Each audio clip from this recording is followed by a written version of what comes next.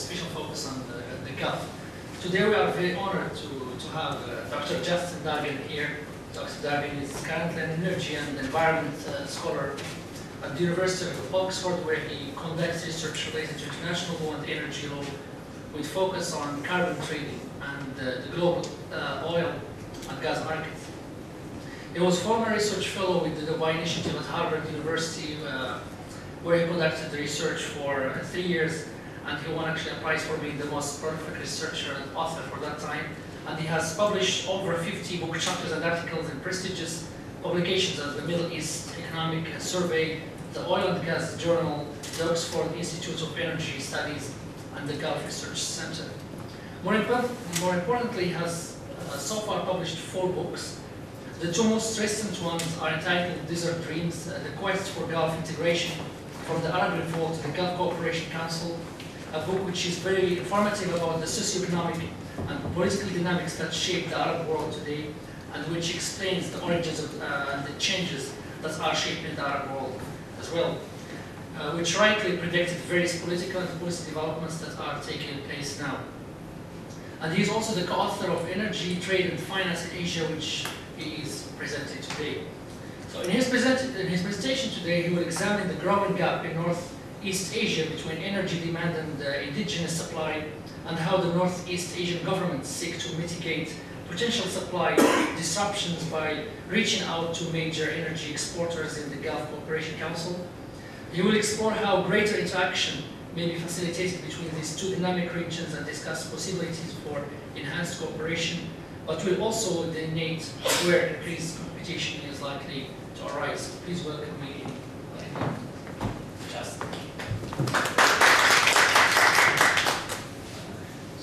Well, thank you very much, Mohammed, for the excellent introduction. I almost didn't recognize myself there, so I quite appreciate that. And thank all of you. I thank all of you for coming here on a Monday evening, and obviously, quite a busy time, but taking your valuable time to attend. And as Mohammed indicated, quite happy to be here in Dubai again. And I'm going to speak about the growing relationship between Asia and the GCC.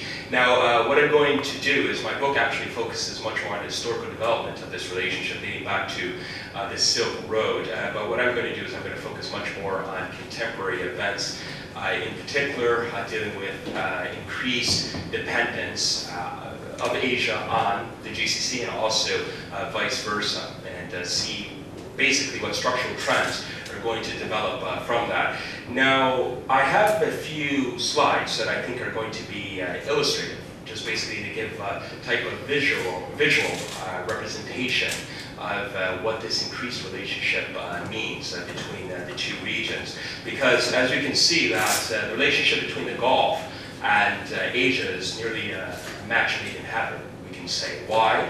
Because if we look at the quite robust energy demand growth within Asia, combined with surplus labor, and also combined with the fact that Asia wants to attempt to develop certain trade relationships with the Gulf. And then also, if you look from the perspective of the GCC, that over the past few years, let's say since 2001 or so, Asia has really driven the energy, global energy demand growth. I mean, so this is a very important, I think, structural change that's occurring within the world trading system. And basically, I would say that this has been quite a significant change that has occurred since the Portuguese began their age of exploration in the 16th century, and thereby let's say northwestern Europe began to control international trading patterns. So I think that this is quite important development. Now, just to move on to some of the slides I have here. Now, of course, this represents the Silk Road. Now, as we can see, the Silk Road was just one articulation of trade between the Middle East and, to a certain degree, East Africa, the kingdom of Aksum, and then with Asia, India, and also China. And then also there was the Indian Ocean trading community as well.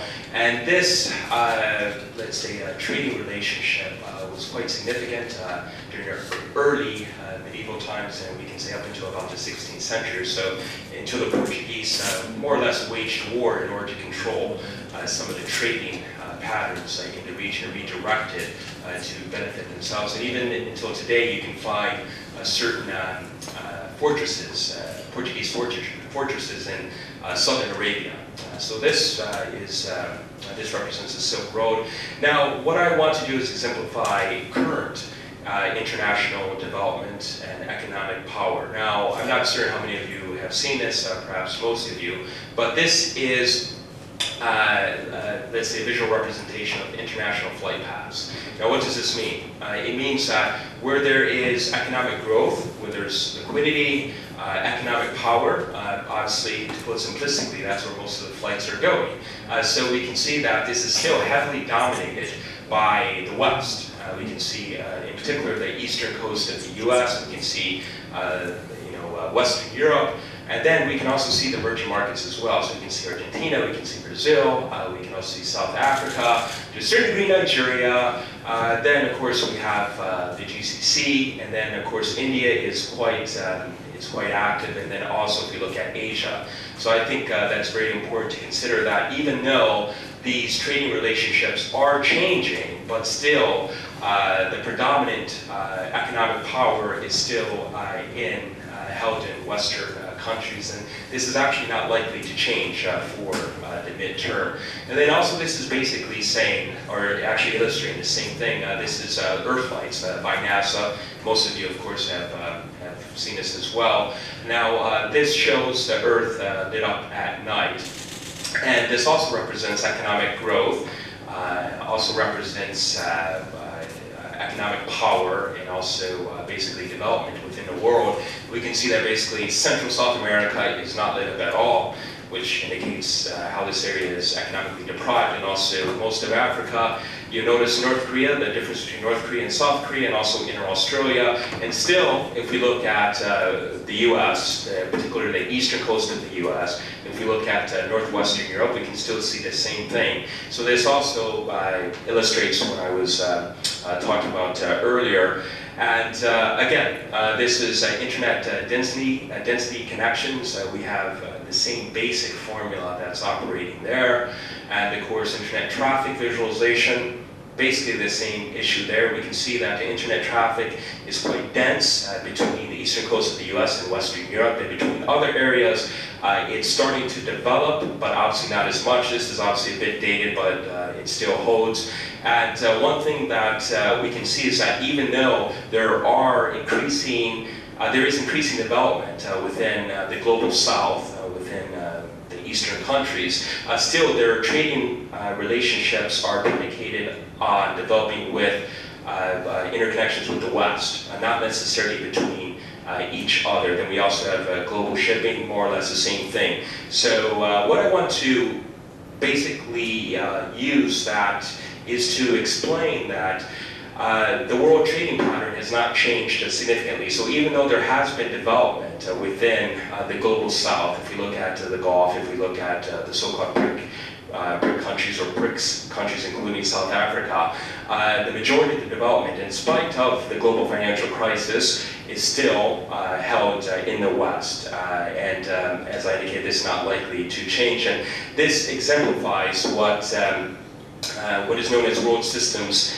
analysis by Emanuel Wallenstein. And basically what he said was that if we look at the world, and we can basically segment it into three different regions. One region is the core region, and the core region represents the global industrialization, so more or less the first world or the developed world. And those are the countries in blue. And then the semi-periphery are middle-income countries, middle-tier countries, those countries that are basically moving up and attempting to develop. And those are the countries that are purple. And then we also have the periphery, the countries which are there. And that is represented by red. Now, this was constructed in about the 1980s or so, so it hasn't really taken, let's say, into consideration the phenomenal growth of the BRIC countries and the other emerging markets. But yet, I think that this is still quite important. And basically what it represents is that from the region which is red, these are the primary product exporting regions. So basically, these are the regions that export the commodities to be basically manufactured in the middle tier countries, which are represented by the areas in purple, and then these countries, which more or less represent countries which are moving up in terms of manufacturing light products or textiles, what have you, and then they sell those products to the developed world, which are the first world, which is represented in blue. So that, by those slides that I showed you, I just wanted to show how even though there is increasing trade relationships between the GCC and Asia, as of yet, much is not likely to change, and I think that this is important. Although things are changing at the moment, but still the dominant economic power, dominant financial power, and even political power is still held in the West, even though things are shifting eastward. So basically I just want to impress upon you that this change is not happening overnight. It's actually a change that is taking place over decades, I would say. And this new geoeconomic space that is being created is not only changing, but I would say that it's also challenging the established spaces of development and pushing much more south-south trading and also converging the interests between Asia and the GCC. And as an illustration of this, I would say that the emerging heft of the region by Asia and also the GCC. This was exemplified during the G20 meeting that was held in 2009. And during the G20 meeting, where the world's leading economies were attempting to create strategies to deal with the global financial crisis, at that meeting for the first time ever, we have Saudi Arabia, who is the de facto we could say representative of the GCC and also the broader Arab Muslim world.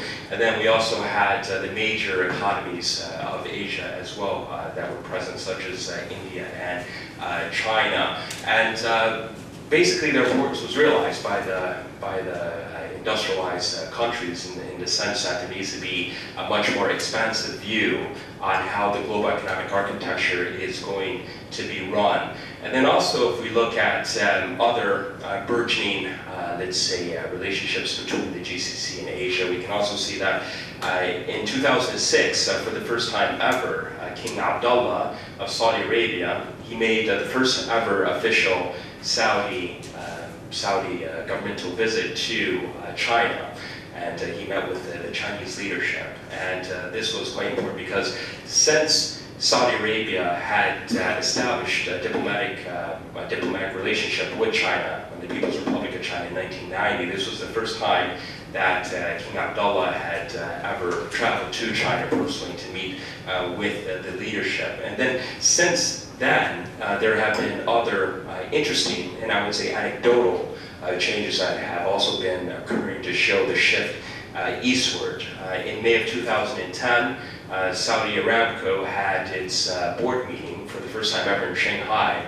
Now this was quite a departure because typically the board meeting is held in Houston, Texas. So by the fact that it's being held in China, shows you the interest of Saudi Arabia in pursuing some of these economic relationships. And then also this year, in 2012, in January, Premier Wen Jiabao of China also made a three-country visit to the region, and he visited Saudi Arabia, the UAE, and also Qatar, and he was there expressly to develop the energy relationship between China and the Gulf region.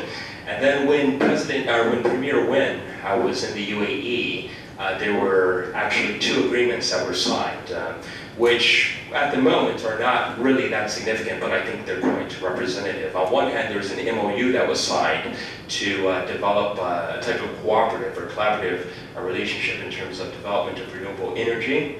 and also planning, development, research, and so on. And there was also another agreement that was signed in order to attempt to promote joint training, production of oil, and also storage of oil between China and the UAE. This also comes on the back of two other agreements that had taken place previously. One was in 2009, where the agreement to, or I can at least say the bidding to produce rigs for ADNOC was won by China, actually, by a subsidiary of Sinopec, and that was actually about a $218 million deal that was given to the Chinese. And then we also had another agreement a couple of years ago whereby China has secured a long-term arrangement with the UAE in order for the UAE ADNOC to double its oil exports to China. Now, at the moment, oil exports to China are not that significant.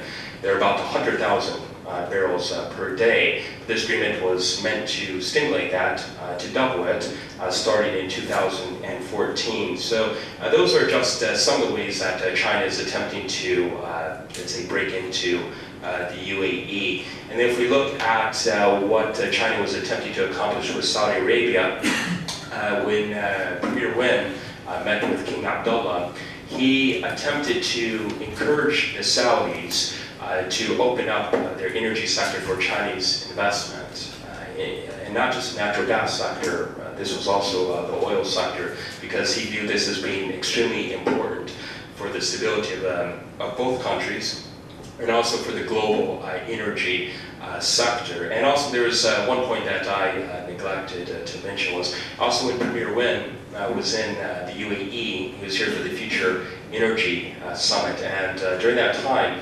he also had expressed his idea that there should be this creation of a global energy mechanism, perhaps held under the auspices of the G20, that would eliminate volatility in the global energy sector. So that was also one of his ideas. I'm not sure if that's going to be undertaken anytime soon, but this indicates the Chinese goal of attempting to add structure to the international energy market, because they're quite afraid of any disruptions occurring due to various factors, which I will get into subsequently. And when Premier Wen was also in Saudi Arabia during his 2012 visit, there was also an agreement between Sinopec and Aramco to construct a refinery in the Red Sea city of Yanbu, and this is quite an enormous refinery that would process about 400,000 barrels per day. So this really just is another example of the Chinese reaching out.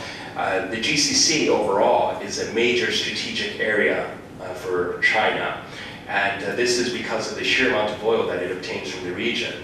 In 2011, it obtained nearly a quarter of its crude imports from the region. This more or less was equivalent to about 1.2, roughly, million barrels per day, the majority from Saudi Arabia. And Saudi Arabia is already China's top international exporter since 2010, when it overtook the US. And so now China depends upon Saudi Arabia as being number one, and then Angola and Iran as the second and third largest suppliers, respectively. Now, if we look at Qatar, Qatar is also a major supplier of liquefied natural gas, LNG, to the Chinese market. And in 2011, Qatar has shipped approximately 1.8 million tons to China, and this was a rise of nearly 80% over the same period in 2010.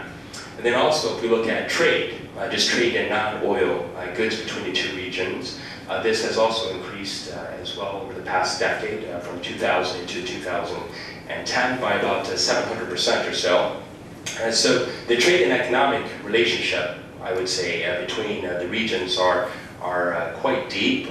They're growing immensely, but still I think that it has not reached its potential. And why? Because if we can see that the relationship, while it's been expanding in breadth, it is not really, I would say, a deep relationship, because what we have is still the Gulf region, which is exporting primary products products to China.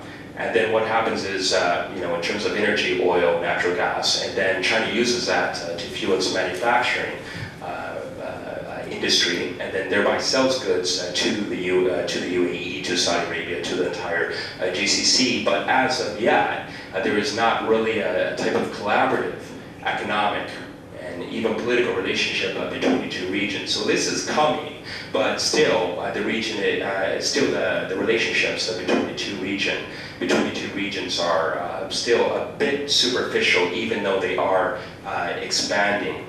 So what I'd like to do is just to delve into the oil sector, and basically I want to look at how the current concern about Iran, how this is actually leading to more structural dependence on the GCC, and what changes are going to come from that. So recently, as we all know, Japan has transitioned away from nuclear energy, and currently, and perhaps temporarily, Japan is now nuclear free. So all 54 nuclear power plants in Japan are offline. So that has obviously caused Japan to increase its dependence on the Gulf in order to meet its energy needs. And as of now, Japan imports about 90% of its oil from the Gulf, plus Yemen, and we can see that over the past few months, actually, China's oil imports have increased significantly because China is attempting to mitigate any type of blackouts or energy or oil rationing and overall power rationing, I would say, during the summer months. So I'm not certain if Japan is going to be successful in that, but that is what Japan is attempting to succeed in doing. And then also, if we look at China and India are still quite reliant upon the Gulf for their oil. India so far imports about 70% from the Gulf, and China, nearly half of its foreign supplies come from the Gulf. And then also, if we look at South Korea, Singapore, Taiwan, Thailand, and the Philippines, each depend upon the Gulf for about 70% of their oil imports. And as I indicated earlier, still the Asian countries view this relationship with the GCC as being primarily strategic. And this is a view that in particular China has. And the fact that most of the Northeast Asian countries in particular are quite reliant upon Gulf energy, it increases the vulnerability of the Asian region as well in terms of its economic growth. And what's going to happen actually in terms of two strategic focuses of China in particular, if you look at the Chinese, let's say, fear that oil would be potentially disrupted from the Strait of Hormuz due to any militarization of the current uranium enrichment issues with Iran, the West and Iran. And then also there's another issue as well, the Western sanctions on Iran are making it extremely difficult for Asian consuming countries to be able to import from Iran, and Iran is a major importer to Asia. So the sanctions on Iran have covered several areas. On one hand, the sanctions have covered banking, so it's increasingly difficult to be able to process payments to the Iranian central bank in order to even purchase oil, and then also insurance as well, shipping insurance. So it's extremely difficult for shipping companies to be able to obtain the necessary insurance to be able to even export oil from Iran. So in order to deal with this, the four major Asian consumers of Iranian oil, we have South Korea, we have China, we have Japan, we have India. They have transitioned in certain instances quite significantly, such as South Korea about 22%, and then in terms of India, it set targets to about 10 or 11%, away from Iranian oil to depending upon oil from the GCC, and in particular Saudi Arabia. And Saudi Arabia has been quite let's say, helpful in the sense of increasing oil production. So now oil production in Saudi Arabia is about 10 million barrels per day. The UAE and Kuwait have also increased production. And then also if we look at Iraq, Iraq has increased production exponentially. And at the moment, production in Iraq is at its highest levels since Saddam Hussein took power in 1973. So Iraqi oil production is about 3.03 million barrels per day. And steadily, what we're seeing is that Iraqi oil production is poised to overtake Iranian oil production, perhaps become the second largest oil exporting country in OPEC, because now Iranian oil production is actually declining and it's reached about 3.2 million barrels per day. So this is actually going to change, and Iraq is going to become much more important in terms of Asian imports. And then we also have increased exports from Libya as well. So due to the decrease in oil exports from Iran, we can see that the OPEC countries, and in particular the Gulf, have become much more important for the Asian countries. Now, in terms of how this increases vulnerability in the region, well, I would say that prior to 2000, most of the Asian countries, and in particular China, when they looked at potential supply disruptions in the global shipping lanes, it was centered upon Asia. It wasn't centered upon the Gulf region. So what do I mean by that? In terms of piracy, at that time, piracy in the Straits of Malacca, and also in Singapore, and there was also military tension with Taiwan. So many of the Asian countries view that this would perhaps be a potential disruption in terms of them being able to import any oil.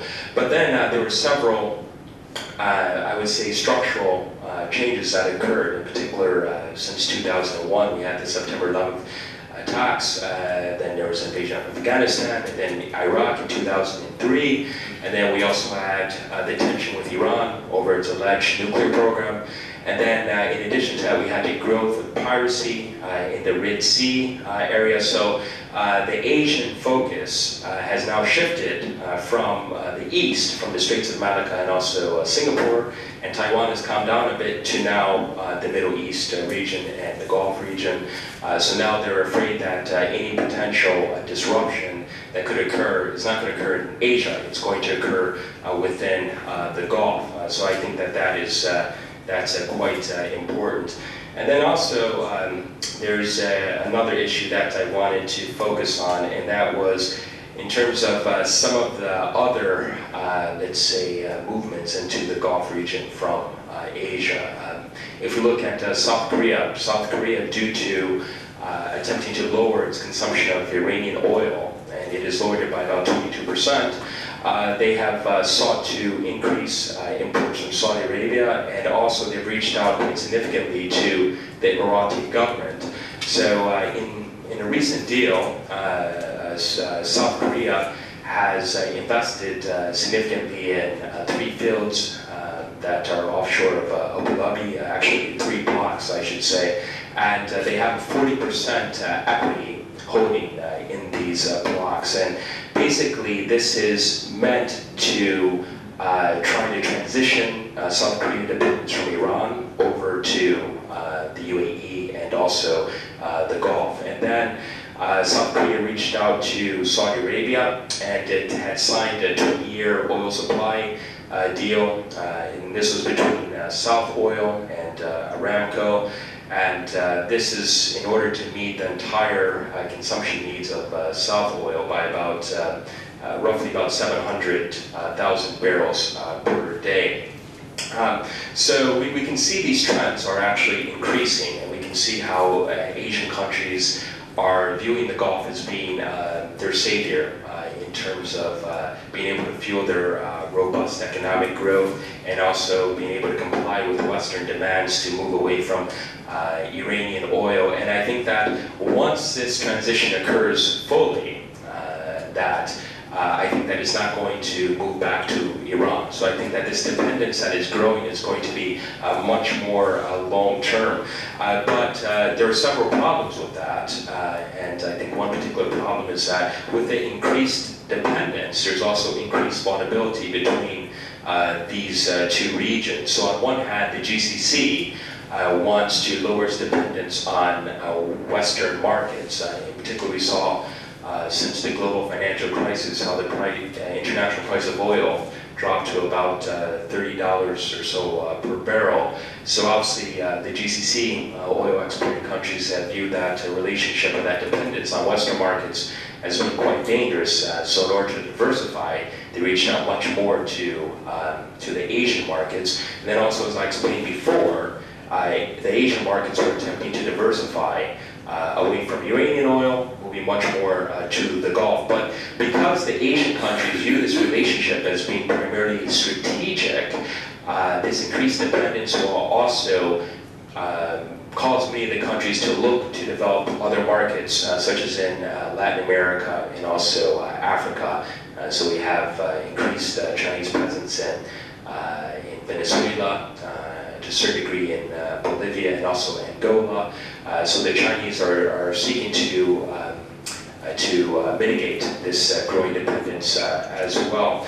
So I think that is quite interesting to note, is that even though there is this increased dependence between the two regions, that it's going to cause increased vulnerability to their economic sectors. And I think that the financial crisis in 1997, 1998 was quite illustrative in that regard, whereby due to the Asian financial crisis and economic turmoil, the international price of oil dropped to about $10 to $11 per barrel. So that is something that the Gulf countries should also keep in mind. And there's another issue as well, is that within Saudi Arabia itself, its spare capacity is being increasingly eroded.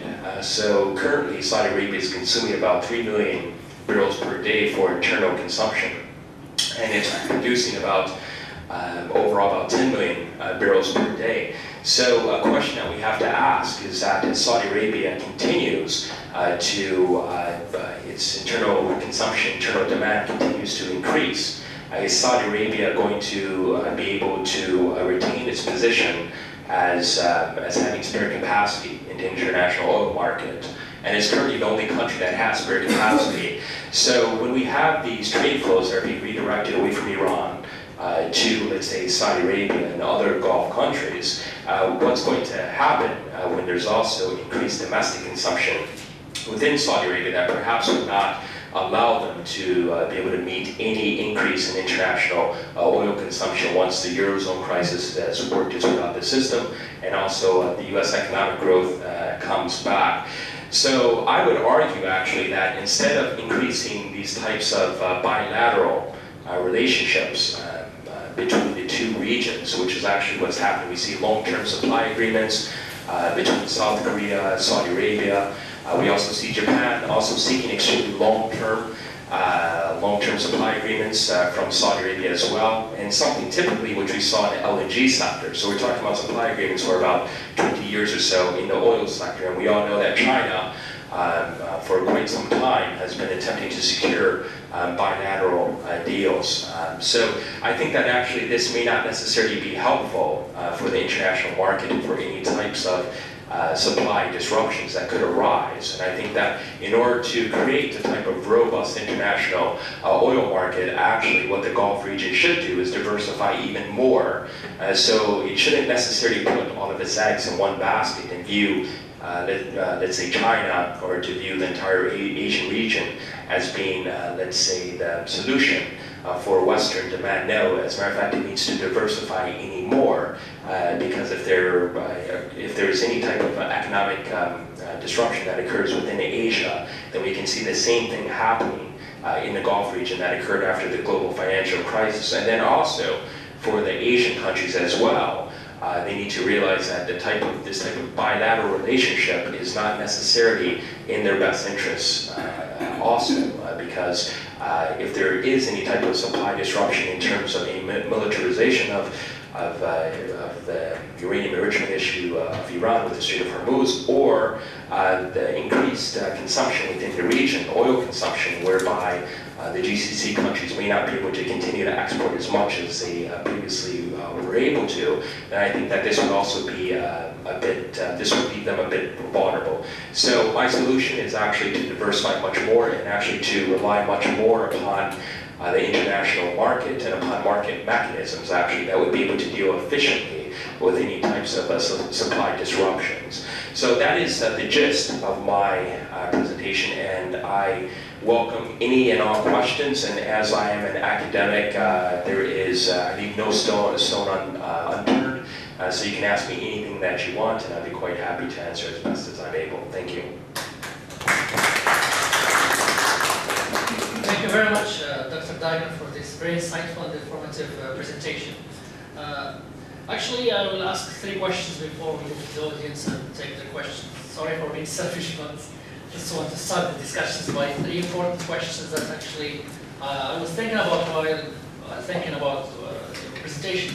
Basically, looking at the rationale behind the establishment of the South-South cooperation, its aim or its rationale was to strengthen trade among developing countries of the South. However, if we look at the current model, we see that China and India are actually imitating the model of the northern countries in the past. So basically, import natural resources and then export manufactured goods, which doesn't do any good actually to the economies of these developing countries. So my first question is, how do you see the position of the GCC in this regard? Are they really beneficiaries of this trade relationship in the long run? And how can they exploit these resources to trigger more economic development internally, rather than fueling the economies of China and India by providing them with the oil and gas their economies are hungry for? So this is my first question. The second question is, looking at the long run strategies of the Gulf countries, they actually aim to diversify their economies and establish competitive knowledge-based economies.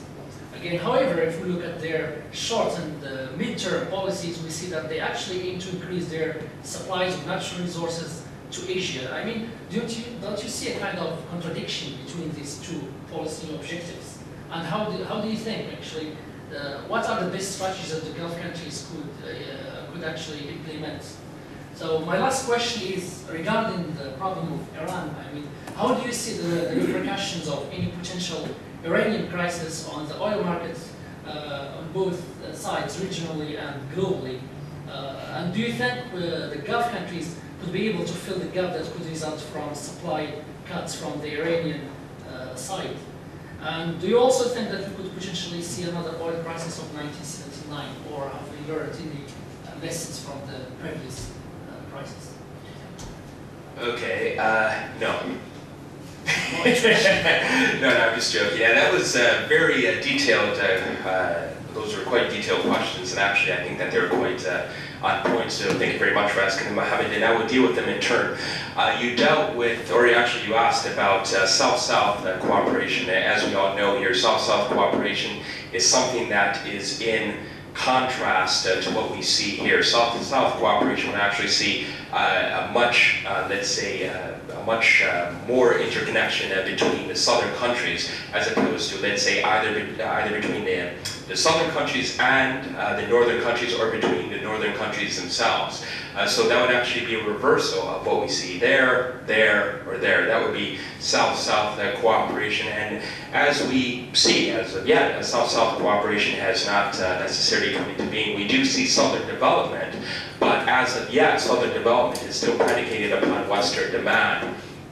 So the Chinese manufacturing prowess, that is focused on which market? It's focused on the U.S. market, and it still is even after the global financial crisis. So the U.S. consumer was the driver of the international economy. Now that may change at some point in the midterm, but as of yet, that is what China relies upon. So we haven't really seen any type of change in the original rationale of South-South cooperation, or any type of, let's say, manifestation of South-South cooperation.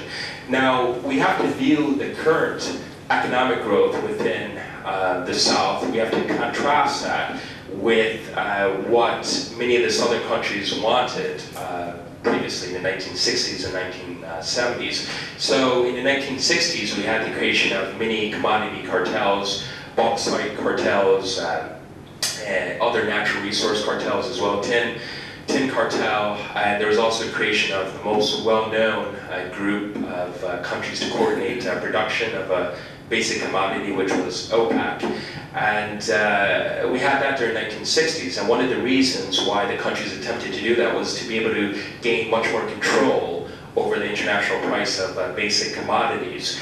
And in furtherance of that there was the promulgation of the new international economic order in the 1970s, early 1970s, and that was where the southern countries promulgated through the UN. They wanted to basically refashion international trade to benefit them. So in terms of technology transfer, in terms of debt forgiveness and what have you, and they thought that this would be able to stimulate true development. Now, as an ideal, I would say this has passed away. I don't really see this. I mean, you see certain aspects of it whereby the BRIC countries want to form their own economic cooperative organization, perhaps even create a BRIC bank. But as of yet, what we're seeing is that more or less each country in the global south wants to develop its own resources, and whether its development is focused upon Western markets or whether it's Southern markets, it's of really no importance as of yet. So there's really no sense of promoting Southern development as a whole. What we see is just certain relationships being formed for certain strategic aims, but we don't see any type of non-movement, for instance, non-aligned movement or what have you, where all the southern countries are basically on one side. So, Mohammed, I really don't see this happening in terms of South-South cooperation as a whole.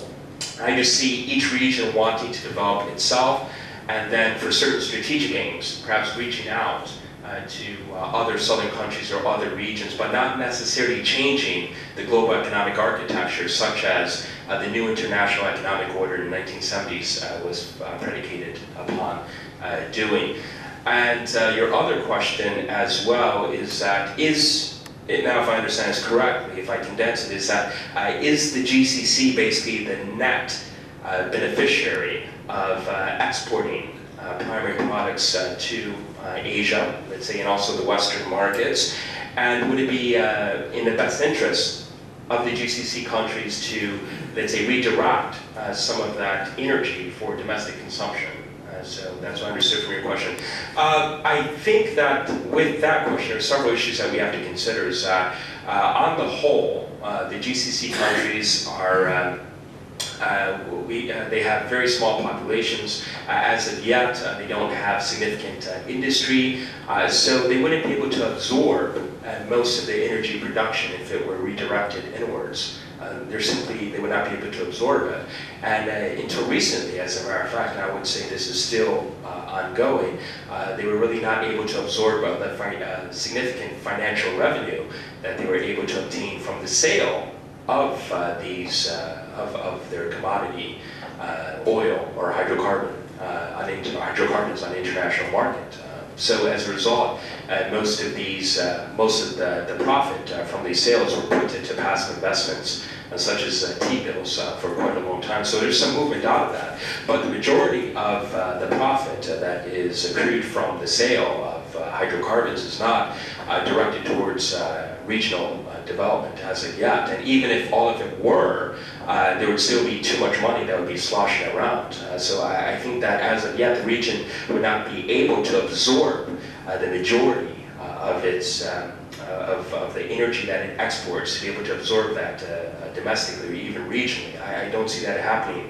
In terms of oil, for natural gas, I think, yes, there would be much more scope for natural gas to be able to fuel development, because the natural gas molecule is the hope for the GCC countries to be able to diversify economically.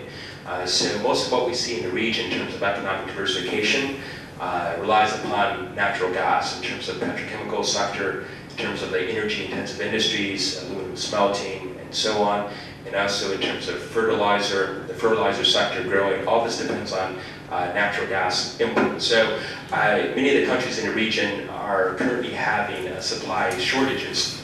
So I think that there would be much more scope to be able to consume their own natural gas, and this is actually what is happening currently. And also, as many of the agreements to export natural gas expire, in terms of the two other countries in the region that export natural gas from Qatar, we have the UAE and Oman. Once their LNG export contracts expire, they're going to redirect all future natural gas growth or production growth to the internal market.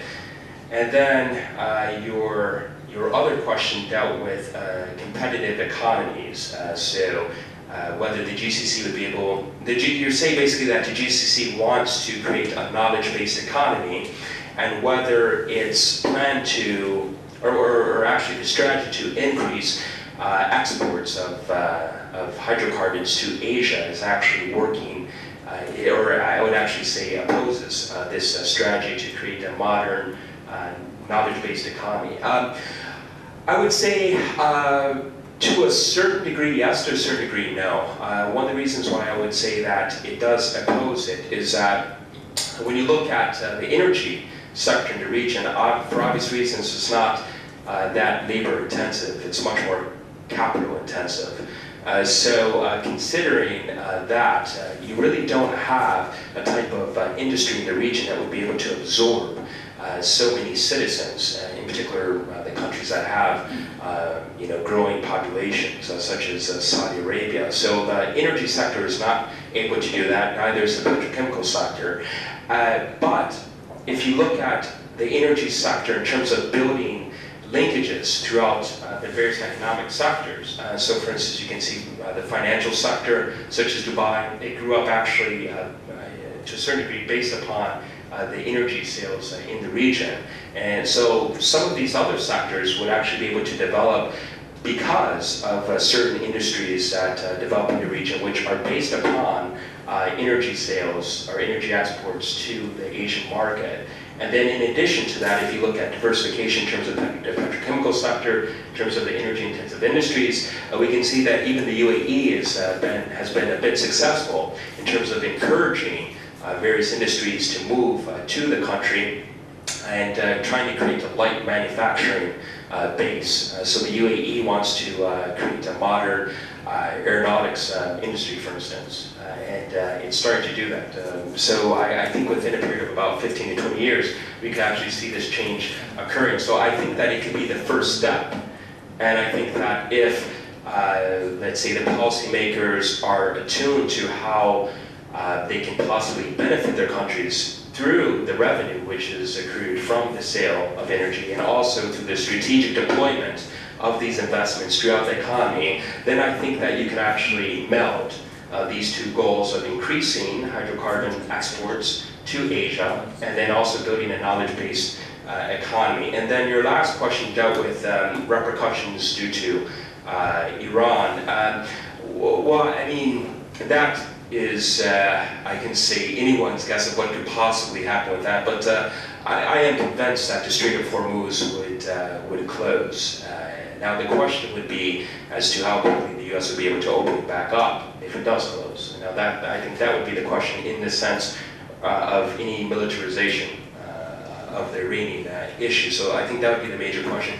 And even if, let's say, the repercussions of the Strait of Hormuz closing are not physically that great, I would think in terms of the fear premium in the international oil market, I think that itself would cause a fair bit of turmoil throughout the international market. So even just the fear of some type of military conflict has already caused significant changes in the market, and it has caused, as I pointed out earlier, many of the Asian countries to shift their imports from Iran to many of the Gulf countries. So I see that happening, Mohammed. And in terms of there being another oil crisis, such as 1973, 74, well, that would imply that there's an oil embargo, and I guess already there is an oil embargo set to take place against Iran. I suppose the European Union oil embargo was supposed to take place on July 1st, and then Iran has preemptively embargoed the European countries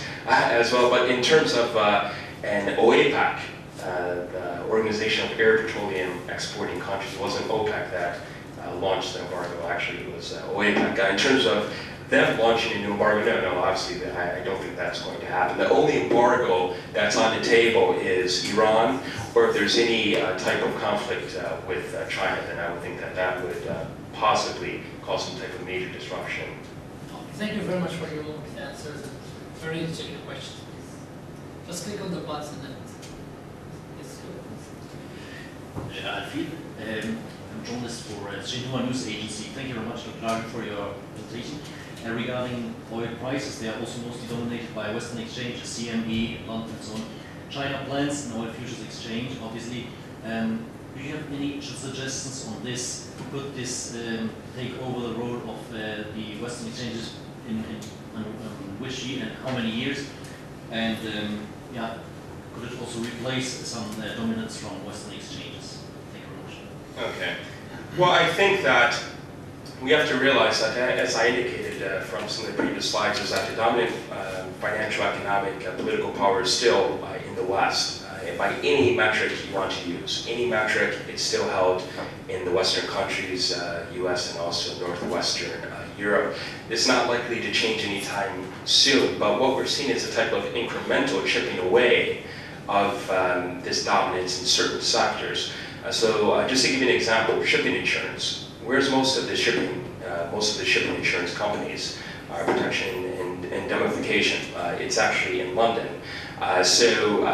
Many Asian countries, Asian consumers have not necessarily thought about that, and they were content to use many of the English or the British, the United companies. But then, when the Iranian sanctions were coming into place, in particular in the European Union, then they realized that it was becoming ever more difficult to be able to obtain insurance for their vessels in order to import Iranian oil. So then they woke up and they realized, they said, you know, we're not in the same position that we were in during the early 20th century. Why is it that we're still depending upon one country for the majority of shipping insurance when Britain, for instance, doesn't necessarily represent the majority of oil trade? So now we're starting to see many of the Asian countries have, let's say, woken up, and they're starting to ask these questions, India, China, and Japan, and so on, as to perhaps create some shipping insurance companies of their own, or perhaps have some sovereign guarantees. Now, how is that related to your question? In the sense that there's not going to be any type of rapid shift from Western financial economic dominance. It's not happening, but what we're seeing is an incremental changes that are happening in many different sectors, some happening much faster than others. So if we look at the fact that China wants to internationalize their renminbi, for instance, this is one aspect of that. Okay, it's not going to happen tomorrow. The renminbi is not going to be an international currency tomorrow. In 10 years, that's a different question.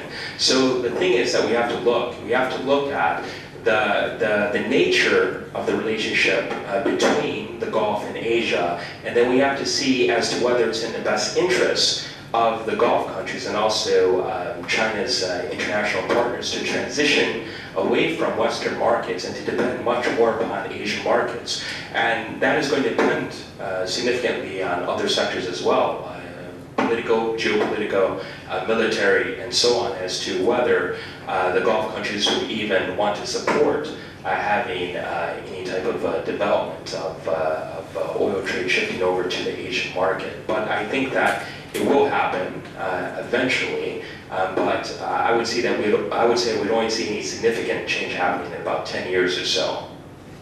And this best interest, is this at the moment static or going in the right direction from the GCC's point of view? Okay, well, when you say going in the right direction, you mean just in the sense of how they... I would say yes, they are. They are definitely.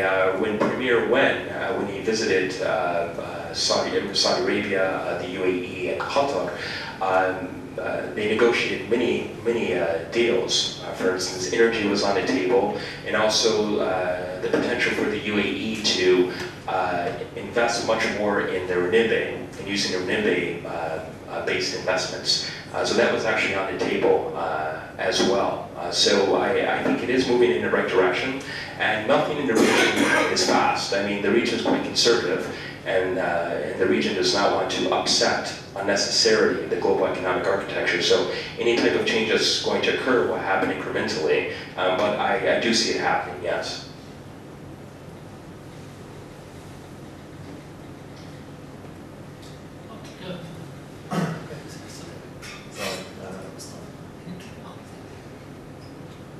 Hello, thank you for your presentation. My name is Stephen Worsley. I work for a PR firm in the UAE. Just to stay on the point that you began with in your presentation, where you talk about the continued dominance, if you like, of North American Western markets and sort of economic space.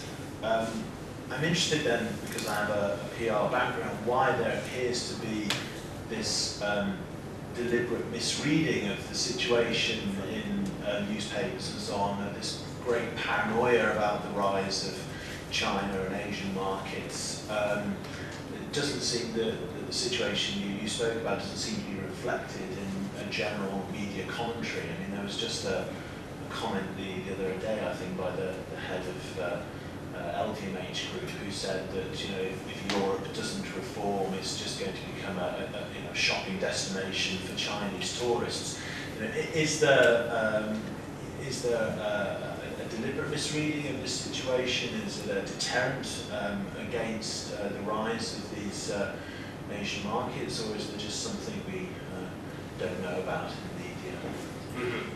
Well, that's a very good question. I would say that we have to distinguish between two different kinds of press. I think on one hand, the press which is focused upon general readership, so non-specialists, I would say. So if you see something in the Daily Mail or something, I don't know, in particular the Washington Post or what have you, that I would say is a bit yellow journalism to a certain degree, in the sense of trying to excite fears about China.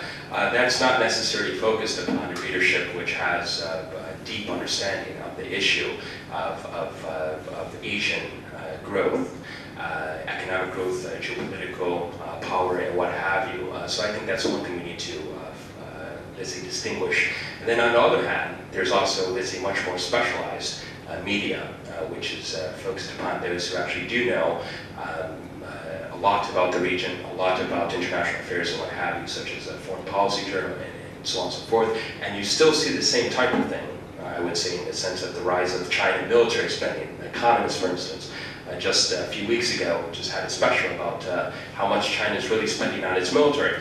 So on one hand, I do think that there is a bit of fear-mongering behind it, but on the other hand, it's that the writing is on the wall for many Western countries, in the sense that, yes, there still is this dominance, okay, and the dominance is sustained, and it's going to last, I mean, at the very least for, let's say, the next 15, 20 years, but the thing is, they're catching up. So beforehand, if you look at what China was going through during the Great Leap Forward, you know, the economic turmoil, the social political turmoil during the Cultural Revolution, okay, you know, millions of Chinese started. I think the latest estimates are, what, about 20 million that died during the turmoil of the Great Leap Forward and the Cultural Revolution combined. So obviously China at that time was no competitor in terms of economic development of the West. So it was perceived that the Third World, which you know, the entire South was called at that time, would never be able to reach the level of the West. But now we see that things are changing. We see that India has just not just launched satellites, but that India has made leaps in terms of its ballistic missile, intercontinental ballistic missile capability. China as well has been focusing on, let's say, developing military technology and so on. And they're constructing their first aircraft carrier, for instance, which will be able to project the force outside of China. So one aircraft carrier compared to the numerous aircraft carriers that the US has, okay, that's a drop in the bucket. But the thing is, I think this is what is causing this type of trepidation that you have questioned is that they are catching up, and they're catching up relatively quickly. And I think that this is driving the fear of many Western countries in the sense of looking at it economically, looking at it militarily, looking at it politically. So I think that this is it. So to a certain degree, they're misreading the situation, but the fear that is driving it is the fear that they're catching up rapidly.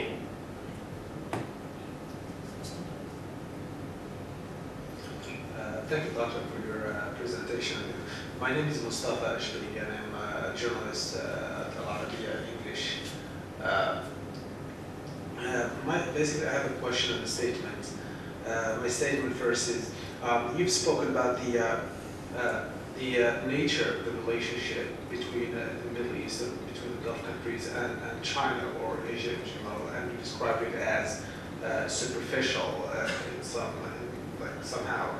Compared to the deep relationship between the Gulf and Western countries, including primarily the United States, and we saw that the United States has been toppled basically as been surpassed by China as the top oil importer from Saudi Arabia.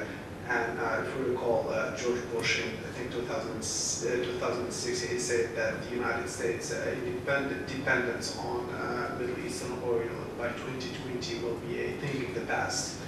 And I think they're doing that through several ways, including explorations of oil in the Gulf of Mexico and in Alaska, and also in trying to develop renewable energies. Like Western Europe, for example, is investing billions, including Germany, France to some extent, to develop a renewable energy project in North Africa, and Morocco, and Algeria, and desert.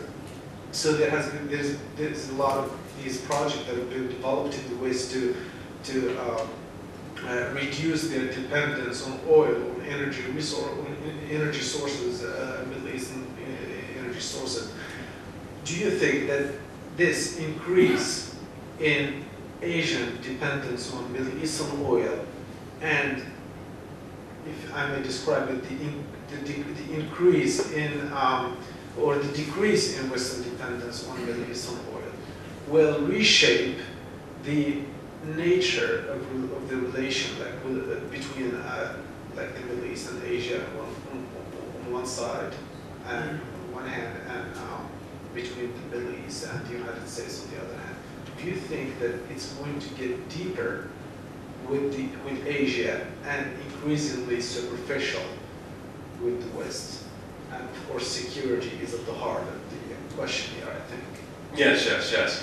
Well, absolutely. Well, I think that we're seeing signs of this change in the relationship. And why did I characterize the relationship between Asia and the GCC as being a bit superficial?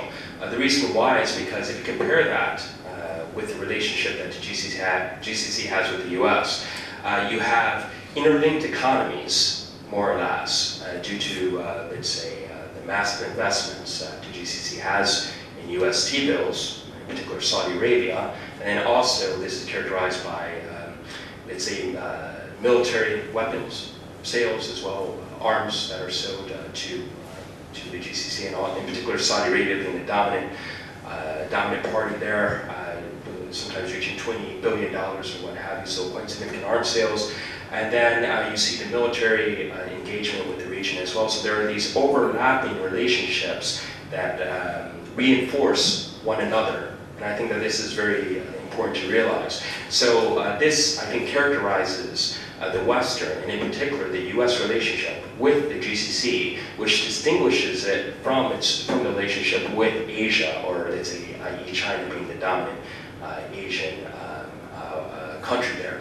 So we look at the trade between, in energy between China and the GCC. Yes, there is growing amounts of oil which has been exported to China, and also natural gas, LNG, and so on. And then there's labor that's being sent to the GCC, and then also manufactured products, and so on. But this relationship is not characterized by, let's say, the deep relationship that the region has with the US. For instance, if you look at Saudi Aramco, Saudi Aramco has many still Americans that sit on the board of directors. You have Aramco is more or less an American city in the heart of Saudi Arabia, and what have you. So are we going to see a type of Chinese city sprouting up in Saudi Arabia? And when we start to see that happening, then I think that's when we can characterize the relationship as being deep and quite profound. And this is starting to occur, as I indicated, that there is a relationship, or that there is this agreement actually between Saudi Arabia and China to build a refinery in Yanbu to process nearly 500,000 barrels of oil per day. And then also there are petrochemical ventures, joint ventures between China and also Saudi Arabia. So incrementally, it's growing. And then also, as you said, the U.S. wants to lower its dependence on Middle Eastern oil. But just to be absolutely frank about it, Saudi Arabia actually does not, or the U.S. does not import the majority of its oil from Saudi Arabia. Okay, so actually, you're talking about Europe is much more important. It's much more important for Saudi Arabian oil and also the Asian market. But one of the reasons why the U.S. is so focused upon the region is due to the health of the global economy. That's one of the reasons so that's why the U.S. military presence is here, because if there's any disruption of oil supply here, then traditionally, if we look at during the period of the Cold War, then it would serve as quite a significant disruption to its allies. So 1973, 1974 was much more dramatic in terms of economic turmoil for European countries and also Japan than I would say even for the United States. So I think that's a very important issue to consider. So to summarize, I would say that the relationship is occurring, but just like with everything that I indicated during my presentation, it's happening incrementally. It's not going to happen tomorrow. And basically, when we see Chinese citizens on the board of Aramco, then we can start to say that this relationship is becoming a bit more profound. Hi, how are you doing? My name is Edna Trainer. You laid out a very eloquent case as to what's going to happen with the oil embargo in July, if it happens, and everybody is doing its damnedest to make sure that it will not happen. And even the Iranians are adopting a very much more conciliatory tone. We're hearing it from the oil minister time and time again at every OPEC meeting. So in the case it doesn't happen, what's everybody going to do? Is life going to go back to normal? What's going to happen with all the Iranian oil? And the other concern, the fact that Saudi mightn't have sufficient excess capacity. But I think what we're seeing in Iraq, there's going to be enough capacity to keep the rest of the world going for a very, very long time. So that fear really, in a way, it's just geographically moving up the road. It's not that big a fear as it might have been if the Saudi fields were depleted. So what's going to happen in July if everything, the date goes on and there's no embargo and there's peace and harmony with Iran and the rest of the world? Well, good question, but actually an embargo is already in place from the Iranian side because they preemptively launched an embargo against Europe. So there's already a type of de facto embargo that is ongoing from the Iranian side. And as we know, the European countries have progressively lowered their energy imports from Iran, and of course there's pressure on Asian consumers, in particular if we look at Japan, if we look at China and India and South Korea, to lower their importation of Iranian oil. So this has already occurred to a certain degree. South Korea has lowered its imports from Iran by about 22% already. Now India, of course, has been a bit more resistant, but still the Indians have agreed to attempt to lower their imports from Iran by about 10 to 11%. That's their target. So already, these structural changes are happening, and Saudi Arabia is quite happy to take that market share. We saw the same thing during more or less 2003 during the Iraq invasion. Is that Saudi Arabia more or less took the market share from Iraq, and I think we're seeing the same thing happening with Iran. Saudi Arabia is quite happy to take that market share and present itself to its Asian consumers as being a reliable supplier. So let's say July 1st happens, there's a nuclear agreement on the table that actually holds with Iran, then let's say the sanctions are somewhat taken away. No, I don't think things are going to go back to the status quo. I don't think the status quo is going to return. I think that this type of shift away from the uranium market as long as there is a type of revolutionary government in place is actually going to place much more structural dependence upon the GCC, which the GCC is going to be more than happy to fulfill. So that's my answer. So I don't see things going back to the status quo just because there's a nuclear agreement on the table and the Iranians are on board. No, I see actually this long-term strategic shift that's happening simply because the Iranians are viewed as being a bit unpredictable. Last question, please. Okay, thank you very much, Justin, for this very informative and insightful presentation. I always learn something from listening to you. Thank you very much for coming this evening, and we hope to see you again in our future events. Thank you very much, everyone.